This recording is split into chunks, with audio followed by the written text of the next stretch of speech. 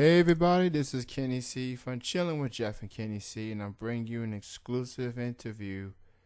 My guest at this time is a singer. You may know her from American Idol Season 2. She finished in the top 5. Now you can catch her on the Michael Jackson Thriller Broadway. All the way from the UK, I am joined with Trenyce right here, right now. Hello. Hi, how are you? I'm doing real good, and thank you for doing this interview. Oh, no worries. It's actually I'm here doing a West End show, which is like the UK version of Broadway, but it's the West End. Want to make sure I make that clear. And it is a Michael Jackson show called Thriller Live. But I'm not on Broadway. I'm not in New York. I'm actually in UK. So, Oh, okay, okay. yeah. Thank you for the clarification. Yeah, no worries. So, plenty to talk about. So let's go ahead and get started. How did you get started being a music artist? How did you get started singing? Well, both of my parents were in a singing group, and they them along with their best friends, they just decided to get together and make music together, and they got a deal. And then my mom actually decided not to do it because they were asking her to change, how she looked and who she was. And at the time, she was quite religious, and so she decided not to do it. But music has always been in our household. So to get us to clean up and, do things around the house, chores and things like that, my dad would play records. And we even had a room called the music room because the acoustics were really good. So we just put a stereo in there, microphones. It's where we had our Christmas tree, but it was the only thing in there. And so I would go in there every single day and just sing to the top of my lungs with my parents. So it was right away that that my parents realized that I could sing because I was always singing, even jingles off the radio. And as I pointed out, you competed in American Idol Season 2. You finished in the top 5, which that is itself is impressive. Talk about that experience. What was it like from the audition to being in the show? The audition process was really difficult because I kept having to take off from work. And it was long lines. There were 3,000 people there um, in Nashville where I auditioned, but they were only accepting the first 500. So I remember my number distinctly. It was 246. And I was just happy that I got in because I knew that they were not going to see everybody.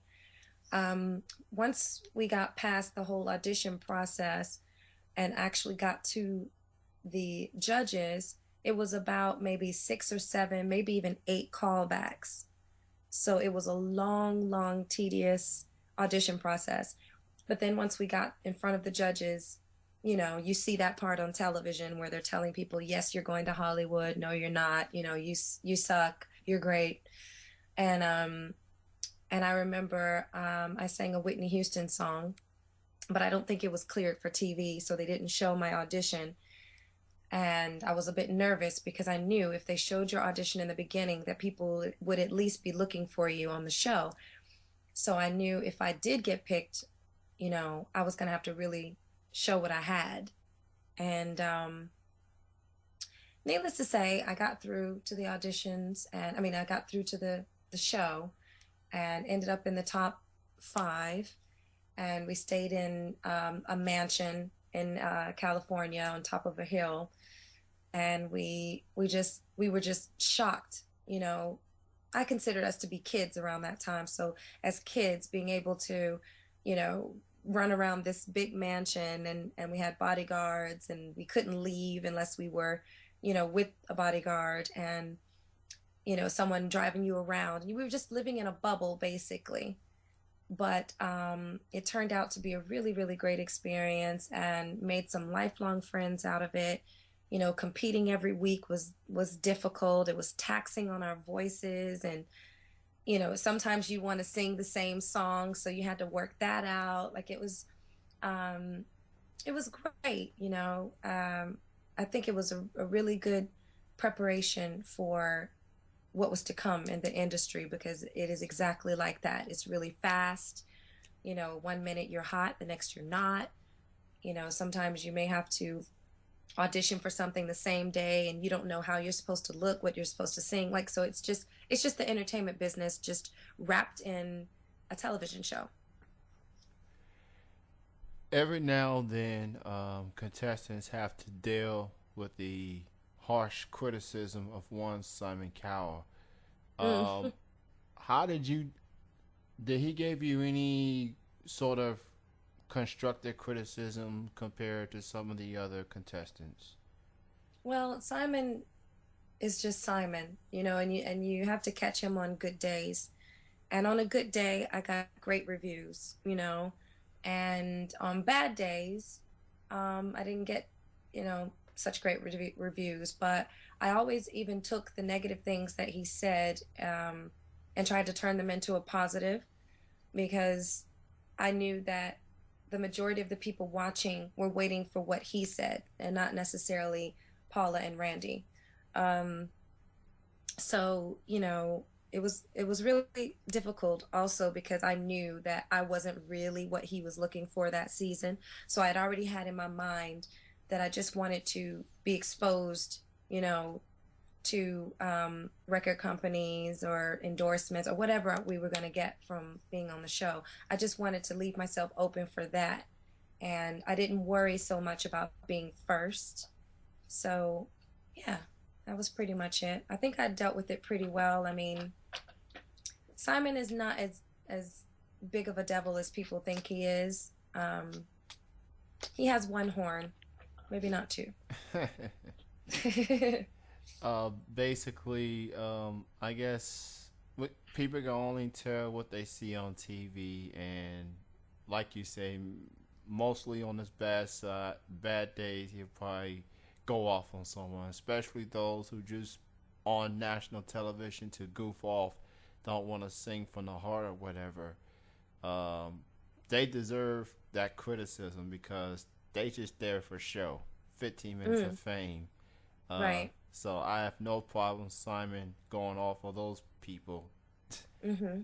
Yeah. They deserve the ridicule they get, especially for Simon. American Idol has been one of the most talked about shows in recent memory, and still is to this day. But nowadays, it's like they're playing musical chairs with their judges, and it's like Randy and uh, Seacrest are the only original cast members left. I mean, what's your take on the quote unquote musical chairs with the judges? I think that, American Idol is trying to stay relevant when it comes to all the other competition shows that are out there. And, you see shows like The Voice, where you actually have musicians and artists and band members that have done it, been there, done that, critiquing the contestants instead of, a Simon Cowell who, we really didn't know who he was. We knew he owned a record company, but we were really um, not really interested in what he did. We were more interested in what he said. And then you had Paul Abdul, who represented the artist on the panel. And then Randy was a bass player in Journey. And now, he's always been a long time bassist for Mariah Carey. But in order to keep up with the other shows that seem to have the actual artists as being judges, I think that that was the format that they were trying to take on, just to keep it fresh and new and again relevant. Um, I'm hearing that Randy is not coming back as a judge anymore either, so I'm guessing that it'll just be Ryan Seacrest. But I'm just, I guess with anything, you have to change with the times in order to stay relevant, and I guess that's what they're trying to do.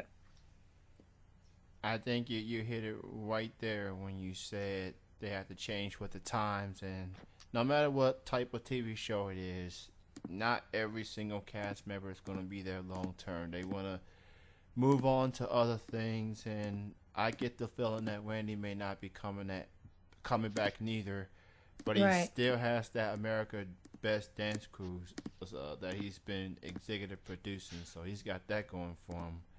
Um, Right. so And he's Mariah Carey's manager now, so I mean, he will not be hurting.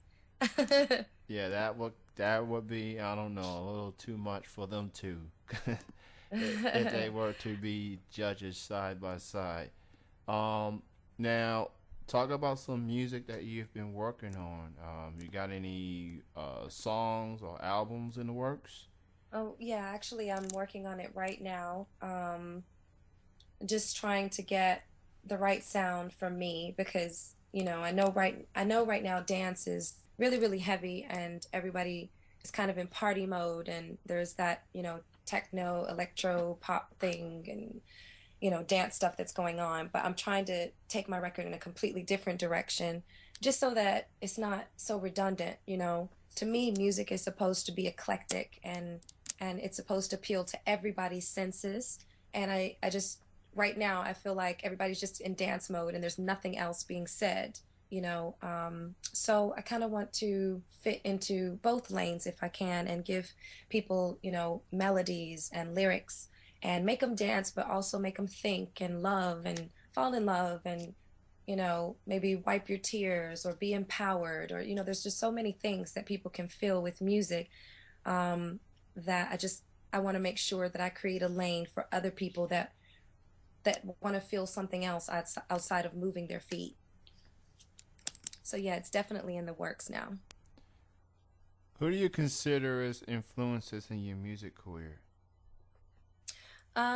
Most of my musical influences are quite uh, iconic. I would say Stevie Wonder, Michael Jackson, Prince, Diana Ross, Tina Turner, Barbara Streisand, like um, Christina Aguilera and Celine Dion. Like I'm really a fan of artists that have been in this business long term and can still tour and sell out arenas and get respect. And they're not, they're known for their talent and not just for being on the front cover of a magazine every week, you know? So I guess you could say I'm just I'm pretty much old school when it comes to who I look up to because they're the ones that paved the way for my generation and the generations after that. So to me, it's paying homage to them by making sure that I create something that is looked at as timeless. And let's talk about this Michael Jackson play that you have been on. Talk how did that came about, and what made you decide to join this play Well, it's actually a concert. It's concert? not a play. We don't have dialogue or anything. It's just what it is just all of his music for 2.5 hours. Well, most of it, not all of it. Some, the favorites. There are four performers that are the lead, and I'm the only girl. And then the rest behind you are the dancers. It's 12 dancers in the band, and it's a concert. It is a tribute show basically that's paying homage to the man that created the moonwalk and giving back to the community and just he just took music in a whole nother direction. So it is an honor to be able to sing his songs every single night and give the fans what they missed from his passing. I got started with it 2 years ago. I was in LA and the casting director just kind of randomly just said, I really think you'd be great for this show. Would you want to go after it? And at the time I was doing another show. I was doing Ain't Misbehaving with Ruben Studdard. And I was like, oh no, that's okay. I wasn't ready to move to the UK or to kind of go to the UK yet. So I declined. And then it came around again and the timing was a bit better.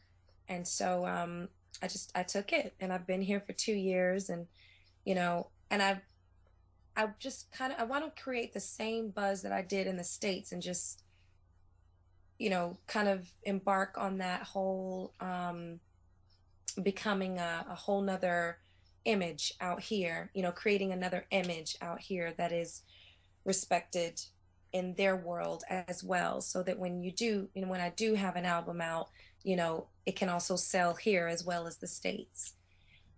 So yeah, it's been a great process so far, and it's hard to believe it's been 2 years already, but I'm definitely enjoying myself. I'm enjoying my time. Well, all I gotta say is that I'm happy to hear that you, being a former American Idol contest, still working, still on the grind. You know, you're working on this concert, and you're still working on music as well. Hmm. You know how people in competitions, they on TV, and then after the show ends, you never hear from 'em again. And yet here you are, you still working, you still trying to, I Yeah. and it's great to see someone like yourself doing your thing. So, um, where can people go for more info on this? Um, just to piggyback off of what you said for a second, I am still working, and I do consider that a huge, huge blessing, but I am by no means where I would want to be yet.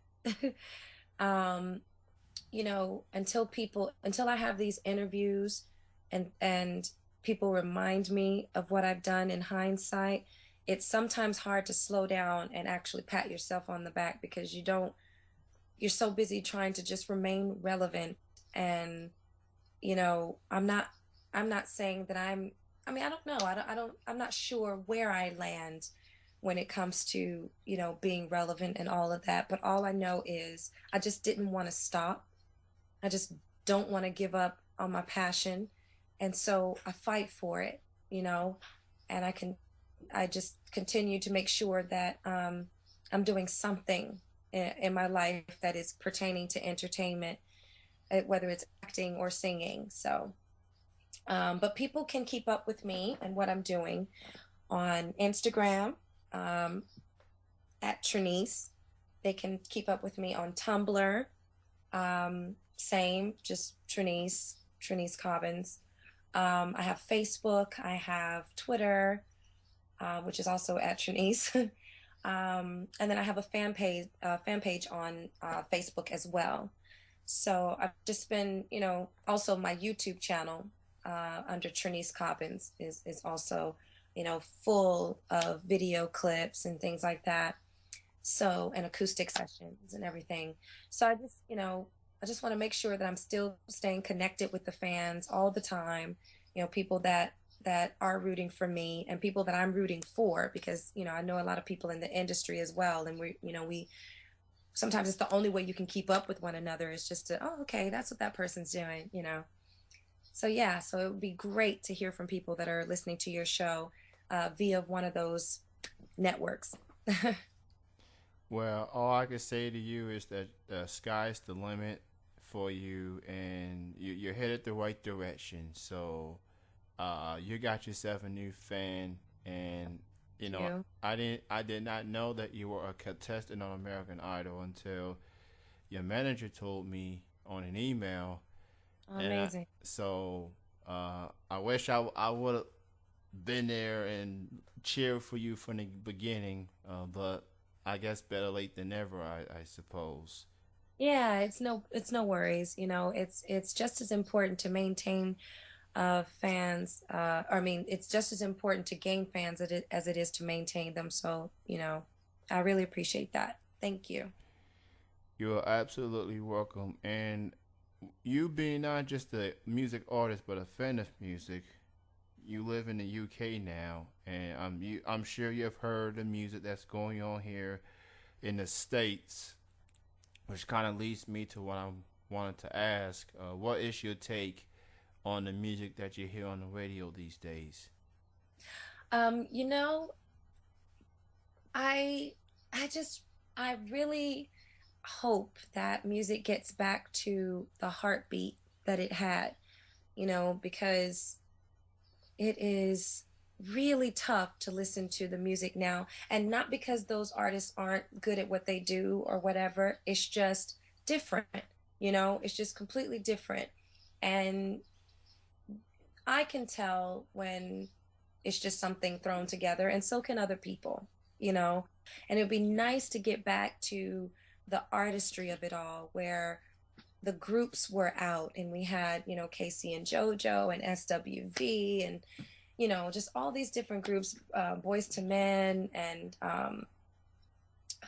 In Vogue. And, you had voices out there singing, and they were singing real songs. And then, Whitney Houston and Mariah Carey, they were singing to the top of their lungs, and you could tell that they were singing because that's what they wanted to do, and there was passion in it.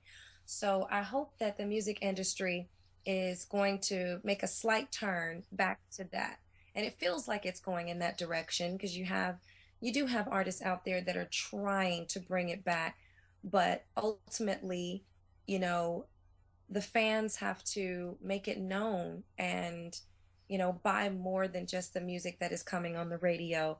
And when your favorite artist comes back out with a record or comes out for the first time with the record, you have to support it.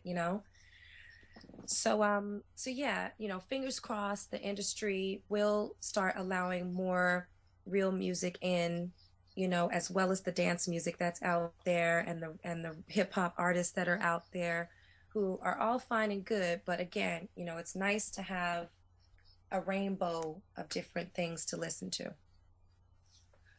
Absolutely, and I feel like there's a lot missing in music these days. The groups, there's not a whole lot of groups now than it was probably 10, 15 years ago. And as far as music goes, I like majority of the music, but I feel like maybe there's too many trends and people just want to do the same stuff that other artists are doing rather Yeah. than sticking to their own style. Mm-hmm. It could be flattering, but at times it's like, okay, you're your own artist. What do you got? What are you gonna bring something different to the table? Uh, Yeah. it's just, or maybe it's just the A&Rs, regular executives telling artists this is what you should do, and maybe it's something that they don't want to do. Um, I don't know, but music artists, music is I think it's going to the right direction, but it remains to be seen. Yeah. Um, it definitely remains to be seen. So, what are some other goals you like to accomplish? I just honestly, I would like to do more acting. I would kind of just like to be seen as more than just the American Idol girl.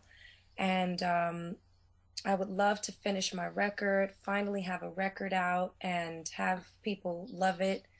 Um, I would like to continue to build a great team of people that believe in what I'm doing, because honestly, that that is the most important element in an artist's career, is to have people supporting you, backing you, loving you, regardless of how many records you've sold and, you know, how many people remember you.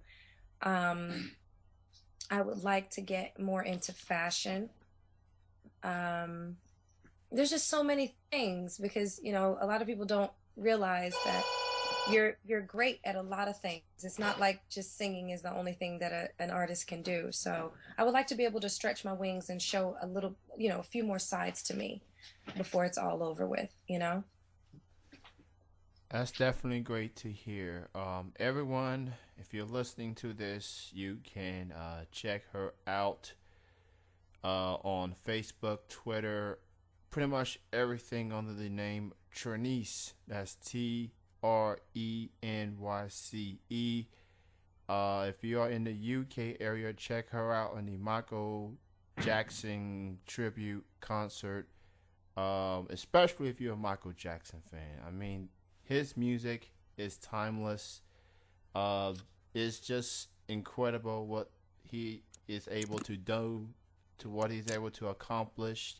And here's the kicker: he passed away on my birthday, so on Oh, June wow. 25th. So, but his music will go on forever. And, I mean, you just know what artists have done and touched so many people through many years. And there will be a lot of other type of artists, but there will never be another Michael Jackson. Never. That's true. You're absolutely right. One of a kind for sure. Yeah, just to get right to the point, one of a kind. Mhm. Before I let you go, Trenyce, I ask all guests to do this. It's like a station ID. It's like a voice drop. Mhm. All you have to do is say your name, and right after you say your name, you say you are chilling with Jeff and Kenny C. Okay. Ready? Go right ahead. Hi, this is Trenyce, and you're chilling with Jeff and Kenny C. Perfect. And thank you again for your time. It's an honor to meet you, or actually to chat with you. Oh, thank All you. I could say is best of success going forward. Be on the lookout for the new music, and if you're in the UK area, check her out in the Michael Jackson concert. Mhm. Do you have any final words and shout outs? Yeah, I just want to say hello, love to all of my T-Bugs out there on Twitter and Facebook and all the other social networks that I have, and all the best to them as well. We are all in this together. So thanks so much for continuing to follow me and to keep me lifted in prayer. I really appreciate all of you. And thank you everyone for listening. For Trenyce, I am newfound T-Bug Kenny C. Signing out. Thank you everyone for listening.